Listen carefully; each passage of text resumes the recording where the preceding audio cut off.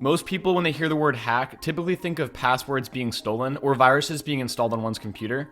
But cyber attacks have quickly escalated to consequences far beyond just your Instagram account getting hacked or your computer running slow. Cyber attacks can result in serious real-world consequences, not just for governments or businesses, but to the general public. Last year, one of Florida's water treatment facilities was hacked, allowing the attacker to poison the water with 100 times more sodium hydroxide than usual. A worker noticed this change and alerted the plant to shut off the affected area, and it fortunately didn't have any serious effect on the public water supply, but if it had gone unnoticed, could have poisoned thousands of people in the area. This was most likely not an act of war, but it demonstrates the serious potential of how cyber attacks can lead to real-world damage to physical infrastructure and public safety. 0 days are critical vulnerabilities that can be found in the software of any business, organization, or government.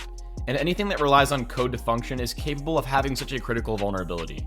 This includes anything in the world that's connected to the internet. And this could be anything from a smart fridge in your home to a remote military drone worth millions of dollars and armed with deadly weapons. And this also has to do with the security of communication over the internet. Whether or not it's encrypted, it's still subject to these vulnerabilities. 0 day refers to the fact that a flaw in the code should be addressed and fixed within the same day, otherwise it's likely to be exploited by an attacker. Governments and top companies hire some of the best cybersecurity experts in the world to prevent these attacks from happening.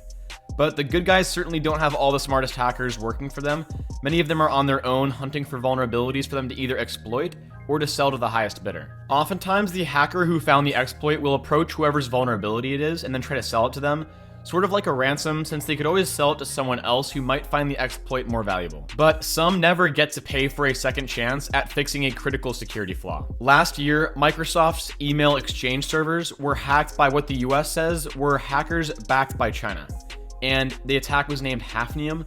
It put 250,000 organizations at risk of their emails being leaked. Microsoft's email service is used by a wide range of industries, both private and public, from universities to government research groups, law firms, and defense contractors. When a new software update gets released, most of the time the newer version builds off of the older one with no changes to the previous version. But plenty of people will stay back and not upgrade to the latest release, whether it's because they intentionally decided that, or if they're just lagging behind in their operations. So all it took were for exploits to be found on the older software that a lot of people and organizations were still running since it wasn't that old. This is a clear example of a 0 day exploit in multiple areas in what I would consider to be critical infrastructure. Stealing tons of sensitive information from a variety of important US institutions is a serious advantage against a nation if in the hands of the wrong people. This is arguably one of the most damaging widespread cases of espionage, and we still aren't fully aware of its long-term effects. But at least we know that it happened. Not all hacks like this are detected immediately, which is scary to think about because we have no clue how much sensitive information has been stolen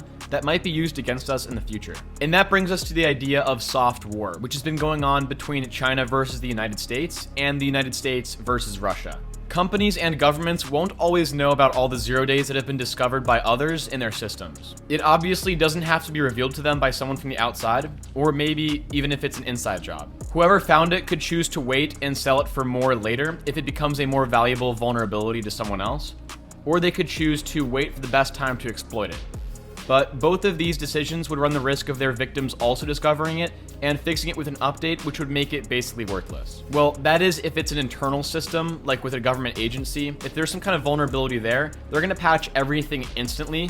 But like we saw with Microsoft, people can lag behind and there can still be a lot of people subject to the vulnerability. In these soft wars, governments have teams of hackers that are finding these 0 day exploits and keeping a record of them against whoever it is, but ideally their enemy. The idea is that by keeping a record of all these exploits against one's enemy, then if something like a war were to break out, then even if some of them were to be patched, they could launch cyber attacks against all these known exploits in order to cripple their enemy's infrastructure. For as long as civilization has existed, wars have been fought in the physical world, on land, with humans, horses, and weapons.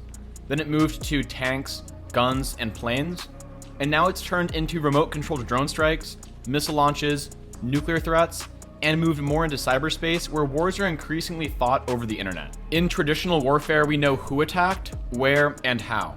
But in cyberwarfare, we often don't immediately know who attacked, where they attacked, or how they did it. A cyber attack may not even be discovered until long after it was launched, already having spread across networks and affecting multiple targets. In 2010, a highly sophisticated computer worm was discovered. It was called Stuxnet, and it was designed to target specific industrial control systems that are used to manage and operate critical infrastructure such as power plants and water treatment facilities. Once it had infiltrated a network, Stuxnet would silently infect the target's computer, allowing the attackers to take control of the system and manipulate it to their advantage. The initial target of Stuxnet was Iran's nuclear program, and the worm was able to infiltrate the systems that were used to control the centrifuges at the Natanz nuclear facility. And it caused them to spin out of control and eventually malfunction. And this resulted in significant damage to the facility and set back Iran's nuclear program by several years. Stuxnet was eventually discovered and then studied by security researchers in order to develop defenses that would protect against similar attacks in the future. It's believed that the United States and Israel were behind this attack, and it has absolutely left an impact on the field of cybersecurity and has symbolized a new type of war in the era of technology. This was one of the earliest examples of a cyber attack causing serious physical damage to infrastructure. But this was over 12 years ago, and now cyber warfare has escalated to using AI and automation in a variety of ways to improve the effectiveness of attacks. Artificial intelligence could be used to automate the process of identifying vulnerabilities, making it easier for attackers to breach defenses and access sensitive information. There's no doubt that this will be used to help launch and coordinate more large-scale attacks, allowing hackers to target multiple systems simultaneously and disrupt critical infrastructure. It also has the potential to make these attacks much more difficult to detect and defend against, since they'll be much more frequent and sophisticated. In the case of the Microsoft hack, it was already a very well-coordinated and thought-out attack that started on January 6th, 2021, the day of the riot on the US Capitol. It's likely not a coincidence that the attack was discovered to have been launched that day while everyone was distracted watching the news on their TVs. This let them maximize damage with the greatest possible amount of time because they had a better chance of going undetected. This was in fact very clever timing, but what could have provided even more in maximizing damage would have been the use of artificial intelligence. We don't exactly know to what extent AI is being used by our enemies in cyber warfare,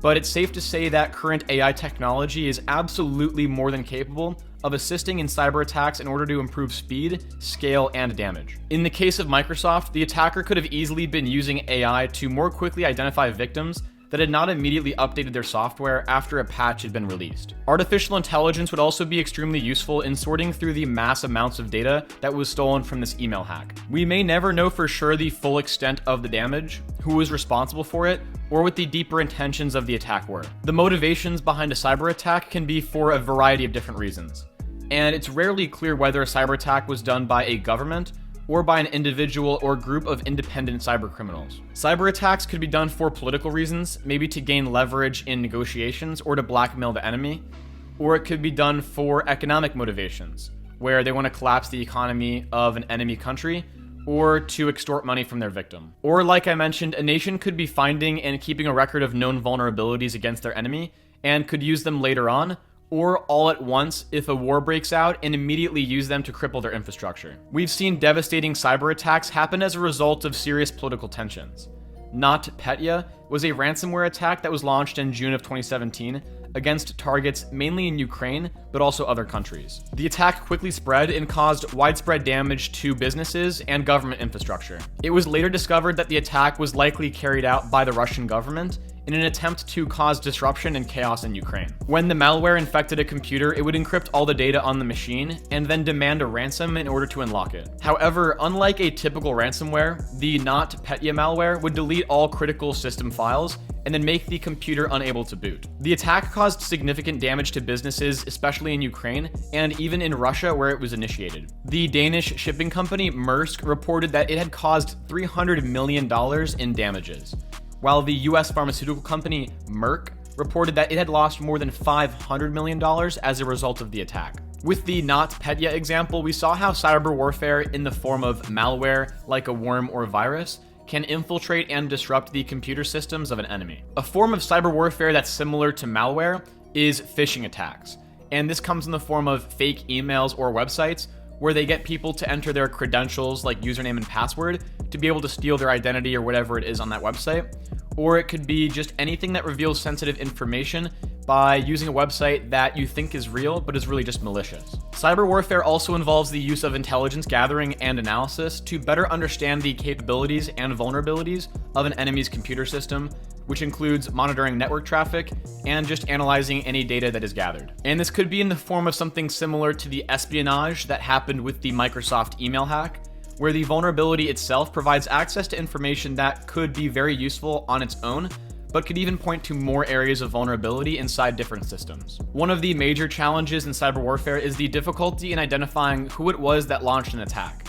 And without knowing this, it can be very difficult or impossible to decide an appropriate response in how to retaliate, but also how to defend against it in the future. We've seen this happen with Taiwan, which has been subject to a lot of cyber attacks, and they only have just a suspicion that China is responsible for it. But nonetheless, that raises tensions between allies of each country, and that just doesn't lead to anything good, especially if it wasn't China. Another really difficult question that makes cyber warfare even more confusing is, well, what amount of damage through cyber warfare justifies going to war outside of cyberspace and in real life? The future of cyber warfare is a topic of great concern to governments and security experts, and as technology continues to advance, the use of AI and automation in cyber warfare is becoming increasingly common, and the potential for cyber deterrence and the use of technology to prevent and discourage cyber attacks is also a growing area of interest. The new field of cyber deterrence involves a variety of tactics, from strengthening the defenses of critical infrastructure, improving the ability to detect and respond to attacks, and develop countermeasures that can be used to disrupt or disable an attacker's tools and systems. The future of cyber warfare is a complex and rapidly evolving field, and as technology continues to advance, it is essential that we invest more in developing technology and strategies